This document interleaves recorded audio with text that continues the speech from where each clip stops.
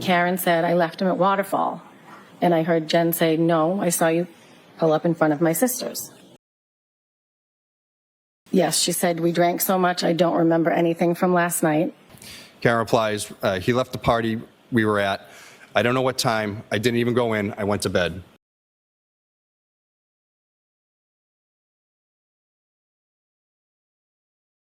So I drop him off. He goes up the driveway and approaches the side door. Yeah, I saw him approach the front door, the side door, front door. I see him go to the door and start to cross the threshold. I look down at my phone, and in a matter of seconds, I look up and he's not there. I see him open the door and put his head inside. I look down at my phone, and in a matter of seconds, I look up and he's not there. I see him open the door and put his head inside. And he opened the door and went to walk in. And I waited probably a minute, and he doesn't come. And it only took like 2 or 3 minutes for me to be irritated. So I called him. I didn't want to wait for him to respond to a text. I texted him, I called him, and he didn't answer. I said, you've got to be fucking kidding me. What are you doing? You just went in and I'm sitting here. Either we're welcome or we're not, but it shouldn't take you 5 minutes to determine that. And then about 10 minutes went by, I left.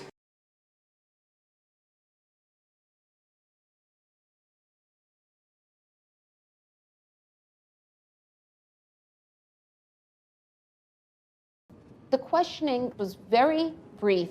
I wasn't asked about what happened at that house, nothing about where did he go, did he enter in? She stated that she's willing to answer our questions, but she didn't want to go into too many details.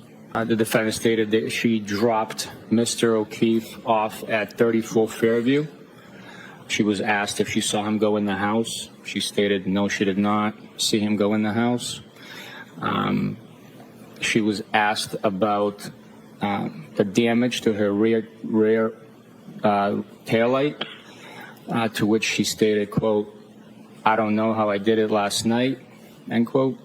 Once she provided us with the fact that she dropped him off and never saw him go in the house, she was asked to provide details about her leaving. She stated that she made a 3-point turn and left.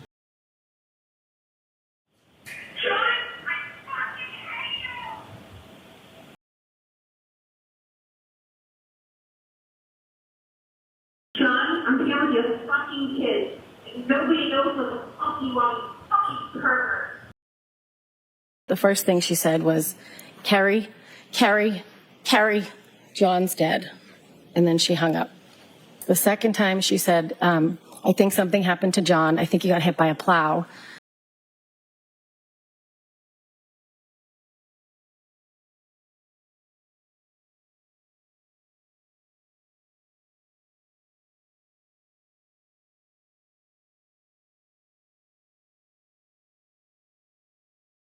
We're all running around the house, and eventually I said, Jen, we have to go back to 34 Fairview. He's not any of these places. He's not where I thought he was, and nobody has seen him.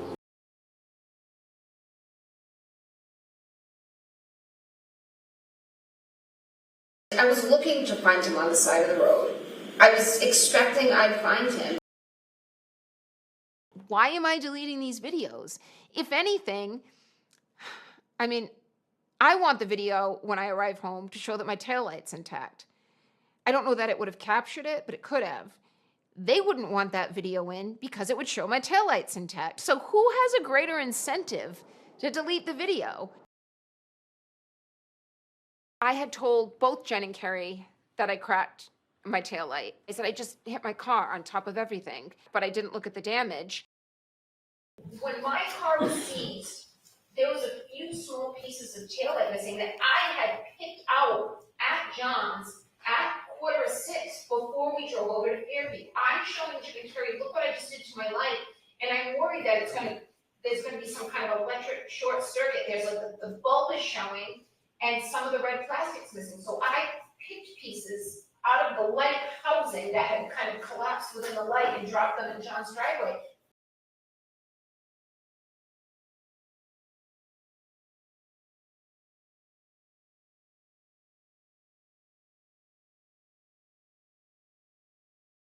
Jackson then urged jurors to look at the state's key evidence, the taillight. He argued it was only cracked when Karen backed out of the garage. And the defense says that she makes contact, hits the victim's SUV right there, damaging that back right passenger side taillight. And they also claim you can see, the victim's SUV move, indicating that there was a collision. And then as she pulls away, they say that you can tell there's missing parts of the taillight.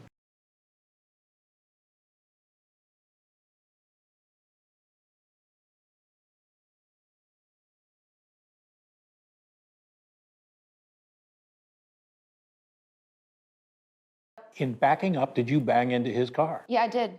Yep. Did you feel it? Did you hear it? Yeah, I felt a little, and I On your back right? on my passenger back right. It was only when I looked at the ring videos after I was indicted that I could see clearly I bumped the back of John's car. That impact did not break or crack that taillight. At that speed, no. I said, could I have hit him? Did I hit him? I didn't think I hit him, but could I have clipped him?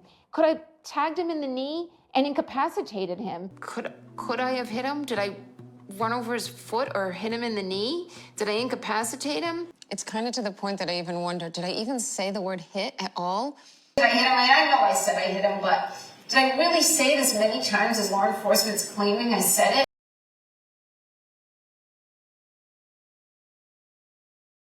I tried to save his life at 6 in the morning. I was covered in his blood. I was the only one trying to save his life. And then Kerry runs over. And then Kerry and I take turns between mouth-to-mouth resuscitation and chest compressions. We know who did it, Steve. We know. And we know who spearheaded this cover-up. You all know. If John was beaten up and attacked in that house, who did it? We don't know. We don't know. We don't know. I did not drive my car into John. Didn't reverse it. Did not hit John with my car. So did you go in reverse 24 miles an hour, 53 feet? The data is what the data is. Did you tell Jen to make that Google search that morning at 6:23? I did not tell Jen to make a Google search. I certainly didn't tell her to make the one at 2:27 either. Did you hear from Richard Green in this trial? No. Why not? I believe the evidence is all out, and in part from Ian Whiffen. Will you have Are you still disputing the 2:27? Or, I mean, the 6 o'clock? The timestamp of Jenna? That's been addressed. John made it clear to me, I'm never breaking up with you. Not never that we're in this good or bad, but you're the best person I've ever been with. From the defendant to John O'Keefe, tell me if you're interested in someone else. Can't think of any other reason you've been like this. From John O'Keefe to the defendant, nope.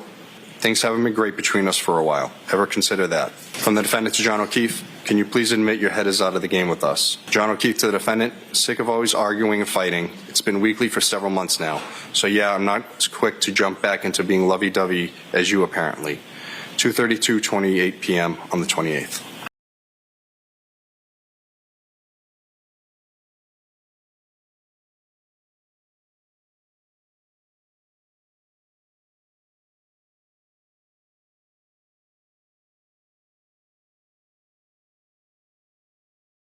The defendant and her father came into your home. Did you personally interact with the defendant? No.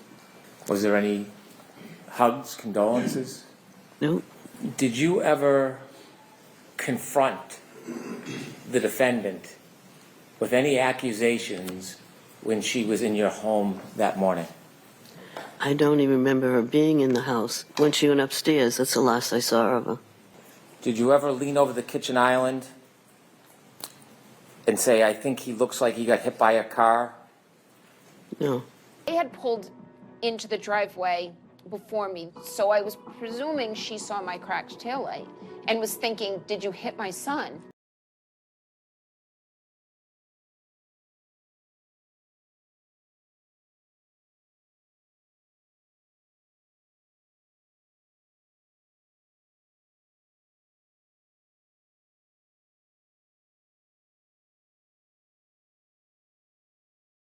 I could sense from her that she was looking at me very warily. I felt some tension with John's mother. She seemed to be keeping her distance, and it felt uncomfortable. She wasn't really addressing me, and she did not seem to want the kids near me.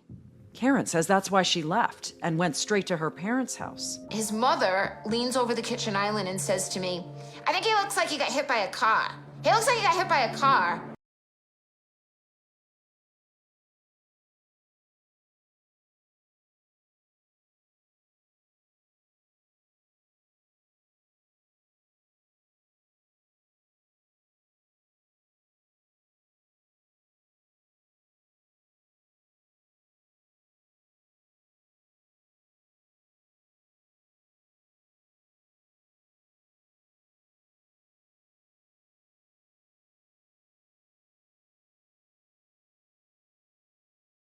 Someone heard from someone else that parts of the basement were replaced or something was broken in the house, and can't go anywhere with it.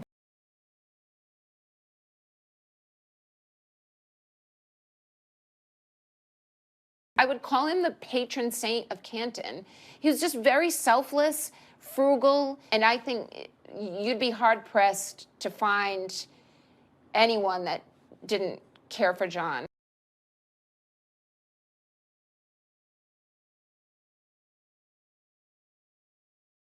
People emailing my school.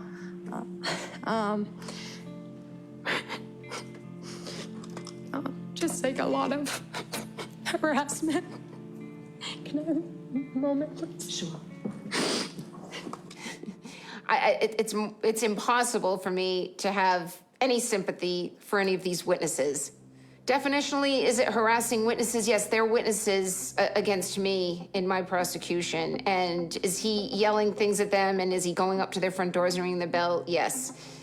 But they shouldn't be witnesses. They should have been suspects. The folks that cared most and loved Johnny are all following the evidence.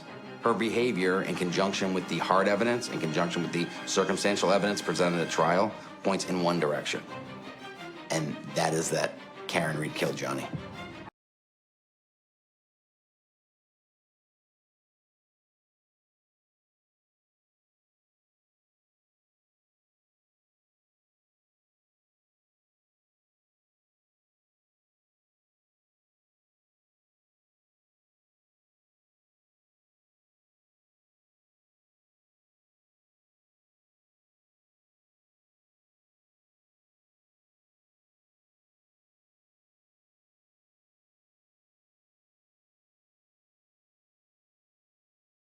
That body wasn't hit by my car.